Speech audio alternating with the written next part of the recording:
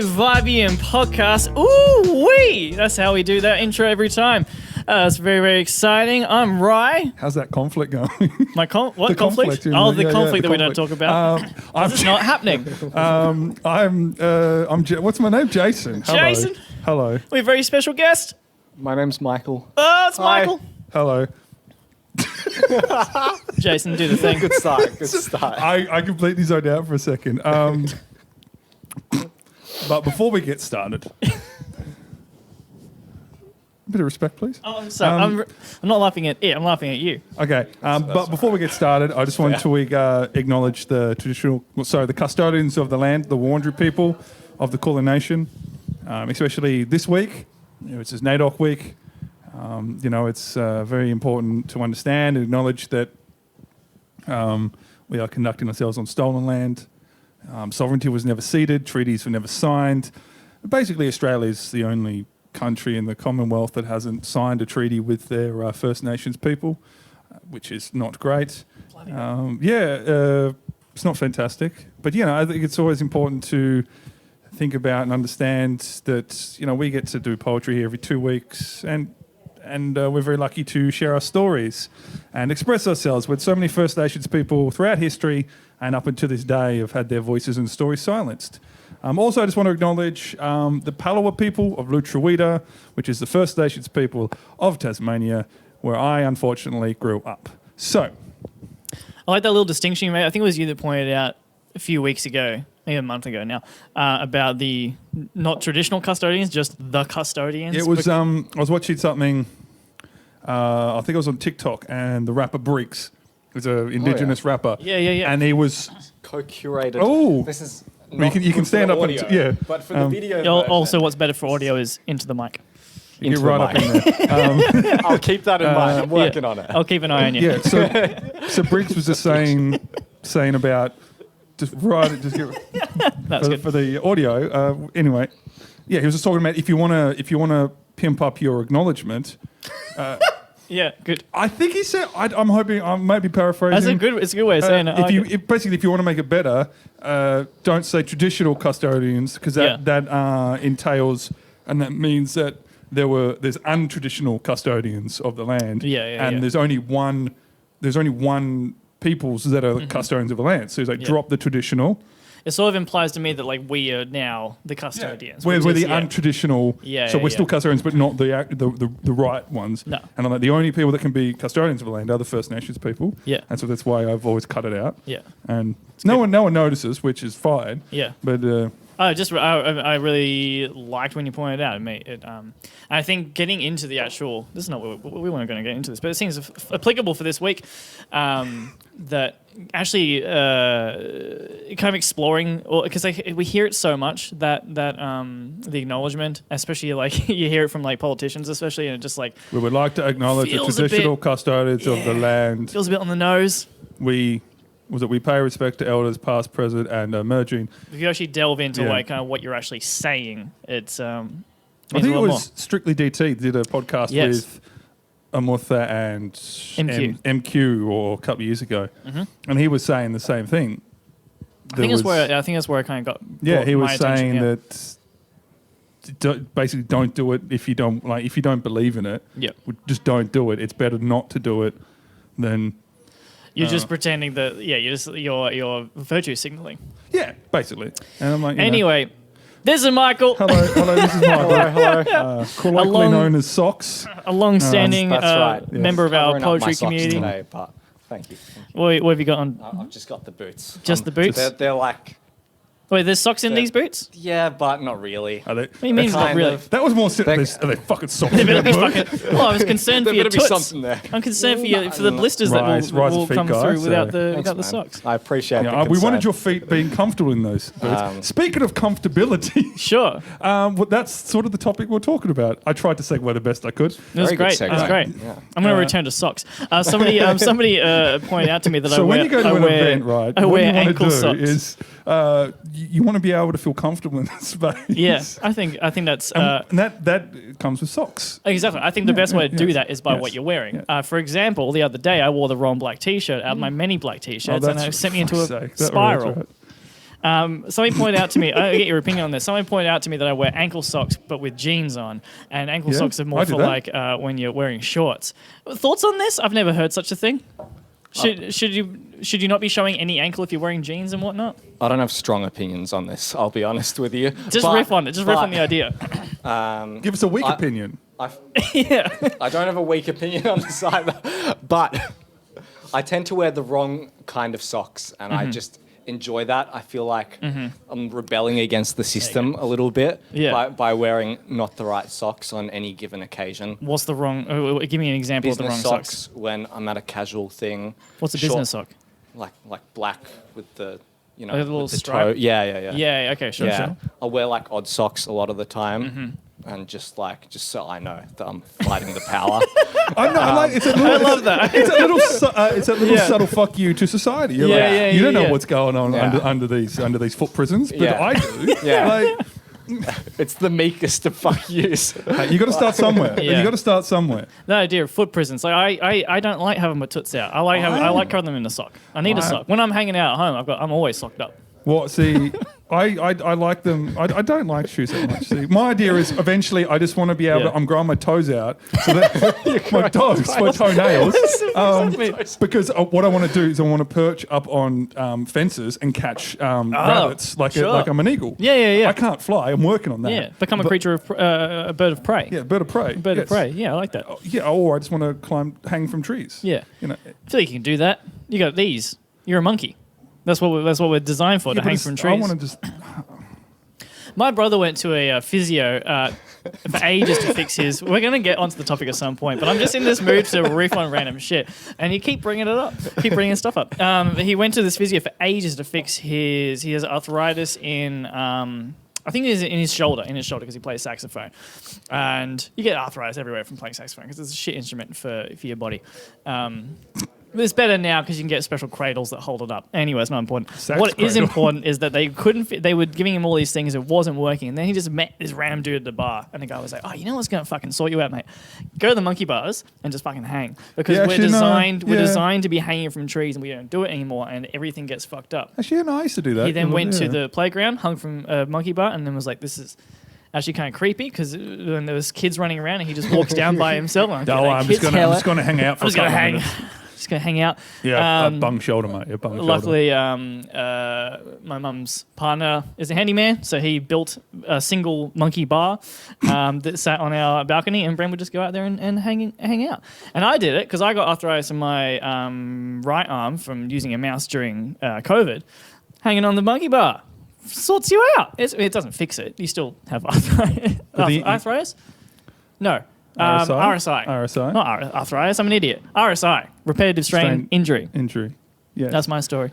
I actually used to do that when I used to be a goalkeeper in the soccer. Yeah. Well, I used to I could just grab the crossbar without jumping. Yeah. Because I'm a tall little boy. But yeah, I just stretch out a little bit, and it works. You going RSI? It's also one of those great things where, regardless of how true it is, that makes sense to me. So it's probably true. Like we were designed to exactly. This is what we've evolved to do, just 100%. To kind of hang. So it makes sense that it would. Yeah. I think a lot. I don't know fucking anything except for these things that I've heard from other people, so I don't know. But surely, a lot of issues that we've evolved. Well, our bodies have not evolved to do the things that we do. Like sitting at desk, obviously, is a stupid fucking idea. But also walking on feet. Apparently, the reason our feet are so fucked up when we get a bunch of back problems is because we moved on to living only on our feet and not from in trees all the time too quickly, millions and millions of years ago. And our feet evolved very, very quickly, and so they're trash. They're garbage. Waste of time. I hate my feet because they're fucking everything up. I hate your feet too. Thanks. Hey, I don't get it. That was actually one of my talking points coming into this, but I didn't I was like, how am I going to... You've travelled all this way. I've travelled all the way back from Perth, and I just need to tell Ray I hate his goddamn fucking feet. It's actually my poem tonight. But I might have to change it now. No, feet. I get it. I don't understand feet. I don't understand why people... I don't understand feet. I don't understand why they exist the way they exist, and I don't understand why people are into them sexually. What do you think they're going to evolve into over time? Ideally, hooves. Hooves. Hooves. Hooves. Hooves. Why? I want rocks for feet. Come on. Rocks, but they're not hooves. Yeah, that's what basically You hooves don't are. like horses though, so I don't like horses. Why would you want hooves? I don't know. Yeah, it's just a thing that came into my mind. Pretend to be I a don't want that. centaur, or Yeah. What have you been up to? So you used to hang out here at at Radio Bar, reading some poetry. Speaking of hooves Yeah. centaurs. and centaurs, Ah. I've just been chilling out in Perth and studying. Beautiful. So I kind of do that, and then I come here and I go, why am I in Perth studying? What am I doing there? And then I go back again. What are you studying Yeah. up in Perth? I'm studying medicine in Perth. Yeah. Hell yeah. So that Can't all do the that stuff here. about the hooves, 100% true. It's happening. We're turning into hood. Yeah, we had a lecture on it last week. Just going to shout out to my university and say that that was the education that they've been giving me. Is this purely a riff, or are you No, it's not- twisting it's not- something? It's not true. Ryan was fully on board. I was So just he's like, he's I was hoping what that is like going on? I was hoping that like they have some indication of where we're headed. It's not quite hooves, but that's- you're well, that goes back to what you just said about the monkey bars. Say Yeah. something with enough conviction. Yeah. People are either going to go, I'm I in. call bullshit, or Yeah. no, sounds that's about right. Yeah. Fair enough. yeah. The same as if Just there's yeah, a logical train Exactly. that gets there. Yeah. Why not? someone wears a white coat or a high vis vest, you're like, no, mate, no, they can't. Oh, no, yeah. we've got some, and then people go, okay, cool. High vis vest and a ladder, you can get into anything. Yeah. It just wear a white coat and everyone goes, okay, no, I believe you. Yeah, it's fine. Yeah. I'm behind a mic and I get people to shout, fuck you, Helen, if I really wanted to. I get a whole room to do that. They just do it. They're just complicit in my stupidity. And just people do that. So we met you through poetry. You came here to our poetry night. Yeah. Here at Radio Bar, did you first come to... I came here first. I Googled spoken word poetry Melbourne. Brilliant. And this We're was the first- first yeah, thing we're that first came there. up. First thing Yeah. that comes up. It's all about that SEO management. I shut hate up. to say it, but that's what it's all about, baby. Sexy ovary SEO. SEO. Yeah. yeah. SEO. SEO. Yeah. Sexy Oh, you external combine the S. ovaries. There you go. Yeah, we go. There you go. Good save. Um, Yeah, thank you. We got there in the end. Did you do poetry nights before that? I did not do any poetry nights before that. I've done a couple since while I've been in Perth. Wonderful. Essentially, I was just writing things and happy for them to get more and more dusty. And Yep. then on a whim, I Googled it and I thought, I'll check it out. And it was very cool vibes. Did you at read on the Vibe first Union. night that I you did. came? I had like a bunch of really not funny poems Sure. that were like, this one's called Summer in Paris. I sat, Oh, I I sat think, on yeah. the Oh, pavement that's on right, I a warm remember summer's that. day, sat eating an Yeah. apple. It tasted okay. And I just did those I like remember again that, and again yes. and again and just beat everyone into submission with the worst like 3-liners. That's great. If they're short, I think that works really well. Yeah. I think that gets an automatic reaction. No, I remember that. Yeah, because it was just one after the other. Because we don't have many people that do Yeah, that. like so. no pauses, just Yeah. go. What was your experience with... So did you read the very first night you came, or did you come and kind of scope it out and then Yeah, read? no. So I came and I read the first time. I must admit, the first time I was like so nervous about fair going enough, up yeah. that like I didn't really register anything before I went on at all. Just Right, a right. haze. And then after I'd gone on, it was still a haze, but eventually, like towards the end of the night, I was like, hey, this is actually kind of cool. Yeah, interesting. Okay. See, we beat people in submission as well. Yeah, that's good. Metaphorically, not physically. Sometimes to like physically. in the night, we just relentless, and eventually going long enough, people are like, nah, it's not bad. The topic we were kind of hinting at before, where you Segue. actually directly said it and then I completely derailed immediately, is That finding would those never happen. places you feel comfortable to share your, just comfortable to exist in. Perform, exist, Yeah. talk to, around, be in.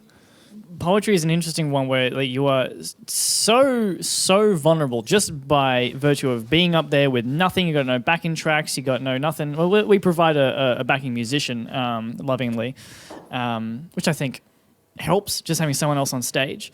But still, nonetheless, you're going up there and you're bearing your soul to a bunch of strangers or friends, which can be even more that's terrifying. worse. I think way Yeah. worse, right? I don't really know what I'm saying, but I guess I found doing poetry nights it is truly terrifying the first few times, but it grows to be the most comfortable space for me to exist in compared to sitting around talking to even a bunch of mates. Sometimes if it's a big enough table, and I have to like do the try and interact with people in like in a bar setting, I'd rather be up here on stage. I've never reading poetry. I've never needed a big enough table to be intimidated by all my friends. So fair. Friends of friends. Like say if you're going out to a big this group. is big enough for me. I'm like, I'll just have one more too member. much, Someone too much. Jason, what was your experience like first time at poetry events? I've talked about this before. First time was dog shit. I was dog shit. The night was fine. Night was fine. I was unaware of what poetry was. It was a competition that I found out the night before. I googled. I was in Hobart, living there, and that's Paul, everyone. That's Paul, everyone.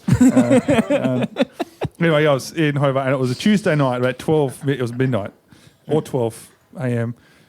And I just googled poetry competitions. See if there's anything in Hobart, and there's a national competition, Australian Poetry Slam, and I'm like, okay, fuck it, let's just try it, let's go for it. And then I was like, when's because they do heats around every state. Every state has a couple. So Melbourne has around, or Victoria around. So they go from they do like Mildura out to Melton, down Stonnington. Big poetry scene in Melton. Mildura, apparently there was like 6 people when I did it. Well, the winner of that, like, just go out regional when there's like 6 people. I haven't finished. Don't talk. So I've got a bit. Anyway, what is it? I just used to get online lots of like, there's lots of hot single MILFs in Melton that want to meet you. Oh, that's right, yeah. Why Melton? Why Melton? Because they want people to go out there. It's a tourism thing. That makes sense. Just put them all I out was there. on the first train out there, baby. So, we did that, went and failed miserably. I had a poem it's 2 minutes. So I had something that was 4 minutes, and I just cut it down, made no sense, trembling, blah, blah, blah, spoke too quick. The thing I remember from that night was a guy was trying to be very pretentious in the way he talked. Yeah. And I think he just got better than me score-wise. And he was like, and I took a drag of my marijuana cigarette. I'm like, just say joint. Yeah, it's all good. I'm like, that's a bit, anyway. Hello, fellow kids. Yes, hello. I've smoked a doobie. But so that was my thing. And then a week later, there was the local poetry scene, Silver Words Poetry. They're still going. They had a slam competition. I went off on a whim, and I had one poem, and I got through to the next round. There's 3 rounds. I didn't have a poem, so I wrote one on the fly. And then I got to the 3rd round, and I had no poems. I wrote one on the fly, and then I lost. But I went with a friend of mine, and so we just sort of talked about it, and it wasn't fantastic. And then eventually, because they all hated me when I got there, because it was a very queer space, a lot of trans people and stuff, and there was just this big, tall, white, straight man coming in and winning stuff or getting competitions, and they all fucking hated me. And they all told me that. We all went out one night and had a few drinks. Definitely weren't drunk, but they all told me, like, we fucking hated you when you first got there. Right. And I'm like, oh, fair enough. Yeah, no, okay, that's what that was. Animosity and hatred. I'm like, okay, that makes sense. And then, but we all just eventually got along because, we're all just God's children at the end of the day. And, Sure. Amen, brother. Yeah, exactly. we're all just meat bags, flesh bags with bones, and that's it. Yeah. Sewn together by society. Yeah. Michael, so it was your first time here. Did you do other creative ventures kind of before that? Did you find basically being 3 dudes sitting at this table talking about poetry? I want to talk about women. Did you? Huh? Women. I want to talk about women. Where are they? Women's what issues. are they like? Yes. Where do they come from?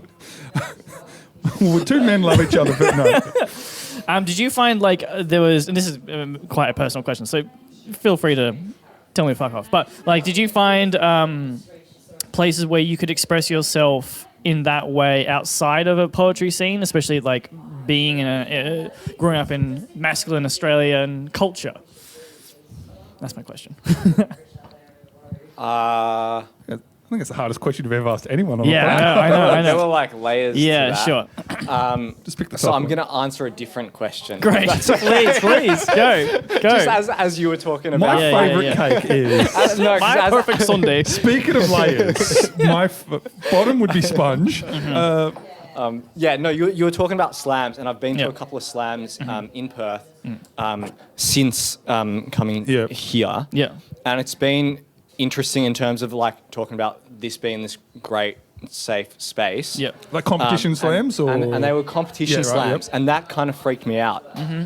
Even like watching it, because people will absolutely bare their soul for this great like therapeutic thing, and then Yeah. people are like 7. 5, Yeah, 6, no, that is- and I'm like, oh, that is completely the antithesis Yeah, of yeah, what yeah. I'm looking for in this kind of creative, Yeah. like therapeutic thing of like coming here, Yeah. and you know everyone just says what they feel, Yeah. and I'm sure that there is definitely a place for it, like, but Well, it depends on what you're after. though. yeah, Yeah. but Yeah. For me it was like talking about kind of your question. Yeah, It was yeah. just like interesting to see this where quite unstructured. People have 5 minutes and they just Yep. talk, and everyone gets more or less exactly the same reception, which is great. Yep. And anyone can say whatever they want versus Pretty much, yeah. yeah, in a 1 out of 10. Like, Yeah. what are we going to grade you? And they Yeah. read out everyone's grade. And Did you Yeah. enjoy going to the slam and watching it, or just the whole concept was too much? Like, wasn't what you Well, weren't? the quality of poetry was like top notch. Yeah, It was I think Yeah, that's a good yeah. point. Actually, really yeah. good. So I was trying to marry those two things up. Yeah. Of like, on the one hand, the quality here is so good, but on the other, when someone does something that clearly means so much for them, Yeah. and then they just get shredded, Yeah. with numbers, Yeah. that Oh, kind yeah. of freaks me out. Spectator, performer, whatever. Yeah. Oh yeah, no, I've beer and podcast every time. But yeah, so we got the slammer here in Melbourne. You get a very high quality of poets. Be the same as what you're saying. One, if someone's reading from their phone, perfectly fine. People have won it with that. But as soon as they like, especially if you're reading phone, you fuck up like once or twice, like skip a line or something. You go, that, and then they go, oh no, that's a point off. No, that's a point Yeah. off. Oh no, oh you that, and it's just like, yeah, I've seen people get bare their soul. They didn't do too well, and they're like, no, here's a 4. Yeah. And you're like, they're never coming back. Yeah. Like, because like half of it is, well, for here, I don't know about what was over there, but it was like sometimes because we just had the final. But like during the year, they would have like half of them would be seasoned competitors that have done it a lot. I was one of them, and. Let's just mention the elephant in the room, right? I was on top of the leaderboard. He's pretty good. I was He's top of the pretty leaderboard. good. I was on top of the leaderboard for most of the and then you Because have you to- win every time. Shut up. Consistency. That's what it's called. And you're very good. I'm very consistent. I think you're very, very good. P's get degrees. That's what. But anyway, yeah. And then the other half of people would come maybe once, and they'll go, "Oh, I didn't do too well," and they'll never Yeah. they'll never perform again in a competition. I'm like, no, that's what. Because when I first started Slammer, I wasn't that great. Yeah. Because I started late doing stuff, it takes it like I've seen people here at Radio Bar, and I'm sure you have too. Is that they get their first ever and they're like shaking their hands, and eventually like next one they're kind of like this, and then third or fourth. They're flourishing. They're taking their props and shit. Antonio, who's in our book, So good book good. by book. Yeah. He was. War Machine. War Machine's such a he- fucking solid piece. He finally did Slammer a couple of months ago, and he Yeah. won it. Yeah. He won the first ever. I've never won. I've done Slammer a lot. I've never won it. He won it first time I ever did it. Yeah. Same as Lane. Yeah. Both of them, motherfuckers. Both come to Radio Talk first. But then, but yeah, like Antonio, he was when he first got here, as much as he kills it, he was like, here's his folder and he's shaking. And now he Yeah. gets up there and kills it. And there's so many people that do that. And I think, yeah, Slammer is amazing. You get a lot of talent, but then you just, it's heartbreaking when you see someone just, Yeah. they're going to like, oh, because I can pick it sometimes, most of the time. It's like, oh no, I can hear it. And they've just messed something up. I'm like, that is enough for a judge to go, oh, that was a 9. No, now that's an 8 or a 7.9 or something. It's not a good place to start. It's not a good place to start. But that's why these kind of nights, when I first went to, Barusu. Yeah. Went to Barusu back in the day. This was probably like 4 years ago now, just before Vibe Union started. And it was good, but it was a little bit.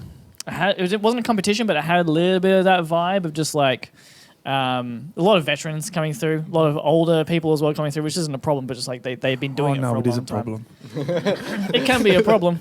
We've had Anyway, that's a there whole was some other- weird boomer gatekeeping of poetry, and we're This is going to call so it the weird. fuck out. I went to Girls on Key, which I feel weird about because, and I think kind of saying we've talked about just like, well, even in this podcast, talked about the fact that it's ironic that like you went to that first poetry night and you were hated for being a cis tall white dude, which is also like fair. Like you're coming into that safe space and doing There are well. so many other things you could hate me for. Yeah. But, you know, Get to know him. yeah, exactly. I But can't then, argue, but then yeah. in this space, we seemingly and by what people have told us, have created, both being cis white dudes, have created though a very safe, welcoming space for, as far as we can tell, everyone from all walks of life. And we've had people who come through and say this is the place that they feel most comfortable. And I found that with Girls and Key. I went there and I read and I was like, oh, this is what that's kind of where I got hooked on doing poetry, because I felt as a I mean I had hippie parents, so I was always able to express myself, but it was still doing it out in public, where a place where you can be a guy, but just I'm very soft right now. I'm being very vulnerable Genuine, and honest, and- genuine, yeah. and if you took a swipe, I would go down and bleed out, kind of situation. But being able to do that in a public environment was utterly liberating, and I think kind of sent me down this path of where we can now put this kind of space on that provides that same environment. But it's rough when you try that at a poetry competition where there's reminds me of going to I've spoken about like going to hip hop freestyle sessions, and there's some ones that are more open, especially when there's more singers and whatnot involved, but when there's just pure fucking fire bars the entire time, like I feel like a small man. I'm gonna go. I gotta go. I gotta get out of all here. those people that just rap really quickly, you don't really know what they're saying. You're just like, I And can't. everyone's like, oh my god. And you're like, I can't keep that energy up. Yeah, Eminem did it. We don't need to do it anymore. Yeah, we've got Eminem, and there's another rapper there somewhere. But yeah, so have you been, Michael, for the audio listeners? Have you been writing much in between studying about hooved men and women? And The hooved men and women take up most of my time. right. I will admit. That's fair. They're fascinating creatures. yes, I am a furry too, so it's fine. No, I've not written very much at all. I feel like I really need momentum to get on a roll Right, with okay. writing. I know that there's definitely a place to be like, sit down, write 10 pages, Yeah. get up. Next day, sit down, write 10 pages, get up. But I've It's not for everyone. really struggled with that. It's more like when I get like a bit of a groove, I can really write. But then, I've not really found that this year, to be honest. I've kind of lost momentum and just had other shit I to think do. you need to keep that. Like, I hate that concept. Well, we had of, the like, same thing as we every asked. day, We're talking- daily working, as if it's like a competition. You got to get your numbers up. That kind of stuff. Well, we were talking about with Izzy the last podcast, Yeah. and they were saying the same kind of thing. And so was my question, like, do you need like an inspiration to write? Like, do you need something to happen, good or bad, for you to be like, okay, I want to write about this? Because sometimes some people just like, I need to get 5-10 pages out. I can't do that sometimes. I go, that's all garbage. Get rid of it. I just need to get that brain ticking. Or do you need to be like, okay, this has happened. I now need to process it in a way of writing Spark. and stuff. Yeah. I think when I'm in a really good groove and I'm reading heaps and I'm writing heaps, and then something will happen and I'll be like, I know, like, I'm going to write from this. Like, Right. I can feel it. Yeah. But then when I'm in a space where, like, I've not written anything for months, like today, I was just like, words, put out some words. Yeah. Please.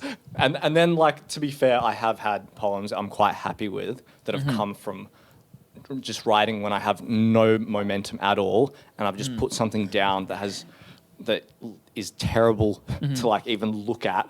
Like, what have I done and why? And there's like half a stanza here and it's ass. Like, what the fuck do I do with this? Yeah.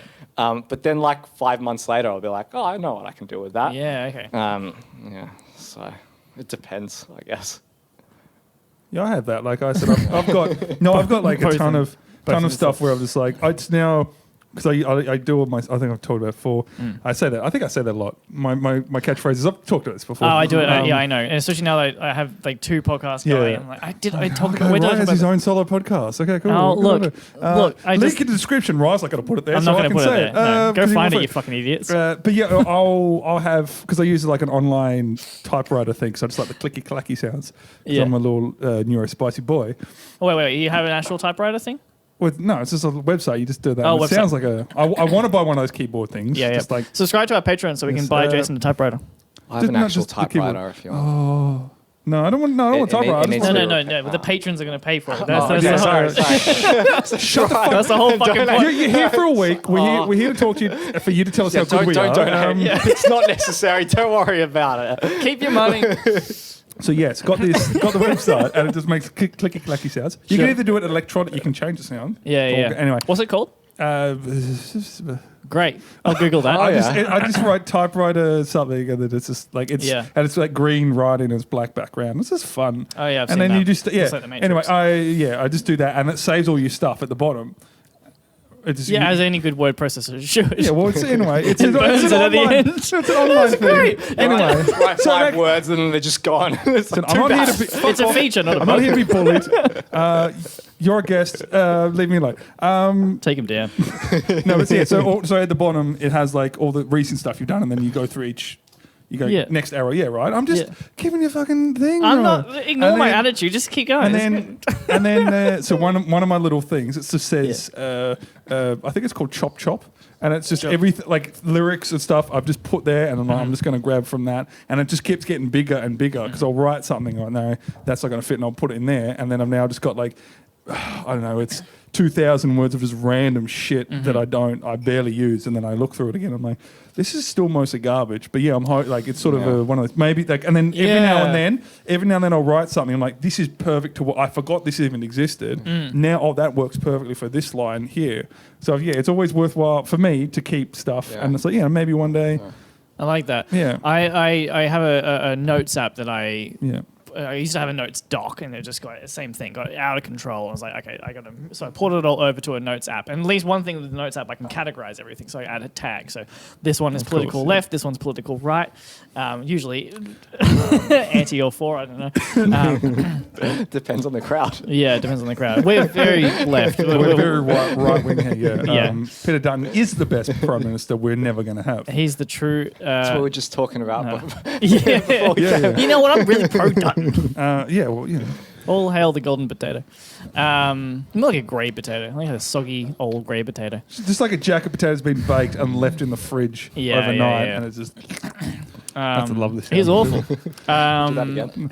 But going through the notes, I often don't come away with anything like I go through and none of this is really worth it. But I do think instead of that, I'm going to sit down and write something every day. I need 500 words a day. No, because writing a single line, I'm going to put that in the thing.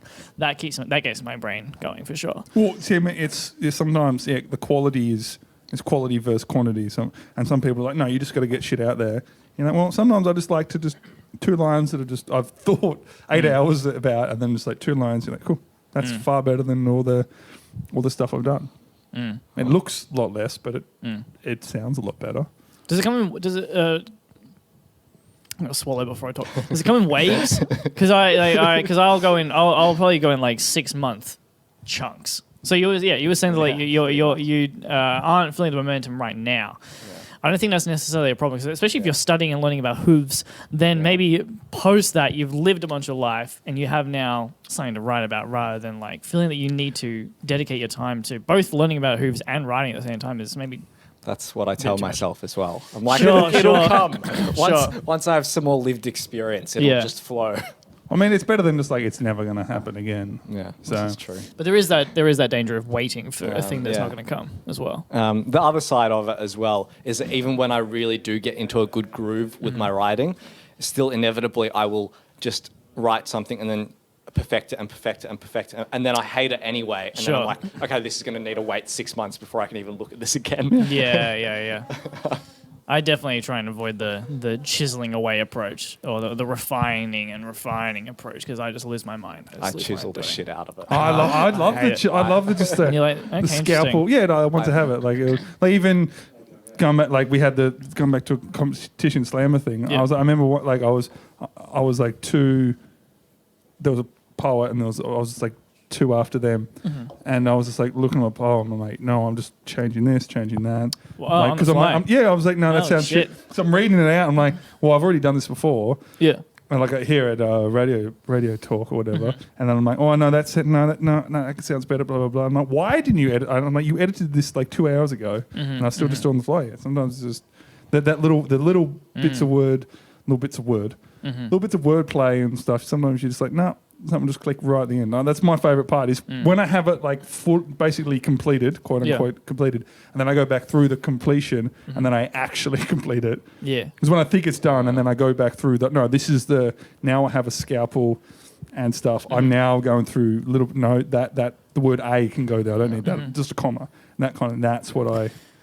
But to get to that point is most annoying. In that spot, are you purely thinking about like structure of the sentences or the phrases or what have you? Because another part of the topic that we were kind of intending to riff on, based on listen to Lane, who's a poet that features won here. Slam or Grand Slam, yeah. One Slam or Grand Slam. And they feature here at Radio Talk all the time. Good friend of ours. And they were on 3CR and they were talking about like the mask you wear on stage, but also when the mask slips, and this is kind of a place you can let the mask slip. And something today, and it's all going to come back to what you were saying. Was saying that like if you're writing poetry that is quite very deep, meaningful kind of stuff to yourself. You're processing things, be it processing trauma or what have you. And then when you get to stage, is maybe not actually the best place to process that trauma. Now you're into kind of performance mode, and now you're into giving it to the audience in a new light. Yeah. You used it to process the trauma earlier. However, you're also talking about editing that said piece, which relates to past potential trauma or what have you, or whatever you're talking about. Do you find that reignites that kind of interest in the piece, or are you completely analytical about what you're editing at that point? Well, me personally, like I don't know what happened. Sometimes I've done it here, mainly not here at Radio Talk because I'm trying to. I asked you to go first, and I went last because this one's going to make me angry. Yeah, and then I said there's been a few times that to bring up Slammer again. It's my editing. Yeah, no, it is. Sometimes I don't know how I'm going to react.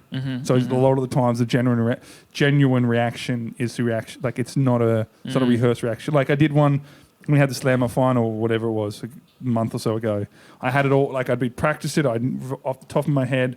I had I knew where to stop, the cadence here, blah, blah, blah. And there was two things where it hit me harder than I expected because I was practicing in my room or around in the kitchen or lounge room or whatever. But then I was on stage in front of people in a completely different environment. Yeah. And when I was saying these words, I got choked up for a second through anger because men don't feel other emotions other than anger. I agree. Yeah. Amen. Yeah, exactly. Amen, brother. But it's like, I don't have. Sometimes I can't regulate because the autism and the ADHD they mix together to make a nice emotional cocktail for me. Sure. So sometimes I try to get to bring all that trauma up is not ideal, but for me sometimes it's not necessarily unideal. I think people expect that to be the case, and it's not always going to be the case. To me, it's using that trauma to create something amazing in a performance. But then sometimes I'm like, I try, and then my brain goes, no, fuck you, I'm going to take over, and you can remember the words, but you're not going to be able to respond in a way that's regular for a poet or a competition. So... basically same question you because you said you started with like poetry that was quite silly and fun, jaunty, right? But then you definitely went a lot deeper later on. Yeah, so that was just to do something that I wouldn't be like most of my poetry is very like unmasking. So that was essentially like, I can't do something that vulnerable But first like time. a coping in front of- mechanism kind of thing. Yeah, so I'll just Yeah. do something funny. Yeah. Which is, I think that's the best thing to do. Just at least get up there and do something. Oh, for Yeah. sure. That's why I talk like such shit between my poems and what have you, because like then I can be serious during my performance, but Yeah, talk shit. but you actually mentioned unmasking just before we came up, and I was like, I've not, and I was like, I don't know what we're really talking about, and now like when you've just said that, that has actually kind of clicked, like in terms of, Yeah. I'm a bit slow, but I did get there in the end. Like that is actually really what I try to go for when I write the vast majority of things I do write. And not even in a like spoken word open mic thing, but just to write like a character and all of a sudden like at some like changing that from a third person to a first person thing is in almost all of my like pretty much everything I write. And I remember I submitted like one of my first things I wrote, I submitted it to like a magazine, and it was about this character, and the character is very much myself. But they were like, and I did tick for like for us to send you constructive criticism, and they sent me back like, why don't you tell us more about this character? Tell us more about her. And it like this unmasking is such a part of like my process that it didn't even register. I was like, what character? Like I've got one character in this thing, and I'm reading their email, and I'm like, what character? Right. Like the whole poem is a thing. It's like a feeling that I'm trying to express as some sort of a picture. Yeah. And it's just starting out as like a basic picture structure. Yeah, And then it's just me. Oh, interesting. Okay, yeah. I love that. I love that structure. Knowing that, I can see perhaps their confusion when reading it. But sure. See their point. Yeah. But I love the realization. Like you get critique and you're like, that wasn't like I was expecting something like them to say like, oh no, maybe change the way you said this and that, and they were just like, no, the minimum character. And you're like, completely not what you're expecting from a critique. If you say that, so it starts off as a kind of a third as a character and then swaps into first person. How do you find performing that in terms of like your emotional connection to that piece? It's interesting. It actually, I find it helps because I can kind of work myself into it. It starts out like I'm just telling a story about something. Yeah. And then it's just like bearing my soul. But I don't start out like bearing my soul immediately. I start out, I'm just like build it like a build up. Doing a build up. Yeah, I'm doing a setting. There's a character, and then all of a sudden, like a few of the third persons become an I, and then more I, and then more I, and then it's just like pure like catharsis. I love that. Yeah, that's fucking sick. I've never thought. Yeah, I've never. I like that. Thanks, guys.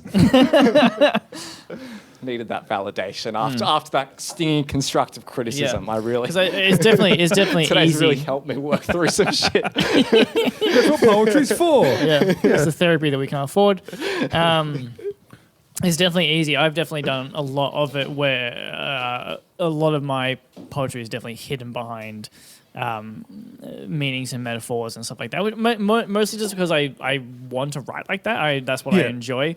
But it also means when I'm reading it, I disconnect. Like I often don't remember what I originally wrote, what the emotion was that I wrote based on.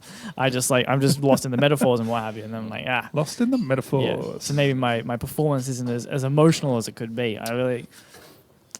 But you don't. I mean, poetry is not your main thing that you do. No, but it's essentially the same thing as I write about my lyrics as well. Like it's the same. It's the same topics. The lyrics you can get away with perhaps less form. You just focus on. Yeah, it sounds cool. Yeah, you have a bit of a, I don't know. Well, you had some critique the other day from someone on your performance. I did. Someone. Oh God. Was it bad? Was it good? No, it was. It was interesting. It was. I guess what they were saying was to tie into this subject. Because I talk a lot of shit in between my songs, and I do it with my poetry as well. Like just be like, "G'day guys, I'm gonna fucking sing you some songs. All right, here we bloody go." And then in between songs, like, "All right, I got one more, and then I'll get the fuck out of your hair." You know, just like I don't want to waste your time. Is the kind of the vibe. But I really try and put self-deprecating, self-deprecating. But I try and put it on in a way of like, I'm enjoying this space, and I'm Just having a bit of a joke. Really. Yeah, I'm having a bit of a joke. I think also the main thing was I fucked up a couple of times and I drew attention to it, which is my way of like humanizing what I'm doing as well, because I hate anyone who's like tries to act mightier than thou, you know, on stage. I'm like, no, I'm just some dude fucking doing a thing. And you're here just listening to some dude rap. Just try and bring it back down to reality. And someone said to me, like, oh, no, you got to fake it till you make it. Like, every time you do that, you're taking me out of it. Like, you're really downing yourself. Like, no, I'm trying to be... That's actually sort of me trying to slip the mask off. Yeah. But maybe... I don't know if it comes across that way, but I think to... Well, yeah, well, I think that's taking the mask off to a high degree, because you're just like, no, I done fucked that up. And, like, no one else is going to call that. I'm going to call it out. And then I'd do the same thing. It's the purpose of the stage for me. I think we do poetry. We also have a hip hop night, and we've been in the hip hop scene for a while. And the hip hop scene, and well, there's many scenes that are. There's not just a hip hop thing, but like even like rock is a good example of just like people trying to be larger than life characters, right? There's still an element of like if they come from there's folk influence or what have you. There's an element of bearing your soul, as with hip hop, but like there's still that trying to be this impossible character that does not really exist. But for me, the whole purpose of being on stage is to express that, to bear that soul, to let that mask slip. So to pretend to be anywhere close to perfect is absolutely insanity. Some people want to do that, and that's like. It's about poetry. It's like weird in a poetry night. But that's the whole thing. People say fake it till you make it. So you're like, well, I don't want to be in a fucking stadium. Except the rider would be good. Rider's pretty good here. No, fuck it. I don't want to be in a stadium. No, you don't want to sit like Rod Laver or anything? No, terrible sound at Rod Laver. Fuck Rod Laver. The acoustics. I can't deal with the acoustics. I'd rather say, what's that thing? It's like, I want the money to buy 1,000 elephants. You're like, why do you want 1,000 elephants? I don't. I just want the money to be able to buy 1,000 elephants. Sure. Like, I want to just be able to sell out Rod Laver Arena for the fact that I can sell out Rod Laver Arena. But where would you keep the elephants? In Rod Laver. Yeah, there's grass. There's grass here. It's only 11. That's a big oval. It's a big oval. That's not that many elephants. Right. On that note, on hoarding elephants at Rod Laver Arena. Michael, is there anything you want to plug? Anything you want? Any last remarks? It's a very good new album, Kelsey Jean and the Bad Health. Waxing Waning. Highly recommend. There you go. Thank you. Shout out to Kelsey Jean, 7'6" of pure folk. Running gag. Thank you for being part of the podcast. Thank you for hanging out with us over the, year that we've known you. Thanks for being in the book. Good book by book. Thanks for having me. Good book by book. Music's Volume 1. Out at places that you can buy it. Yeah, links are in the description. Go to vibeunion.com.au. Can you buy the website? Whatever. Follow us on Instagram. Do stuff. Music by Sixpence. Music by Sixpence. And thank you. Bye. Goodbye. That's a podcast. That's a podcast. Bye. That's it.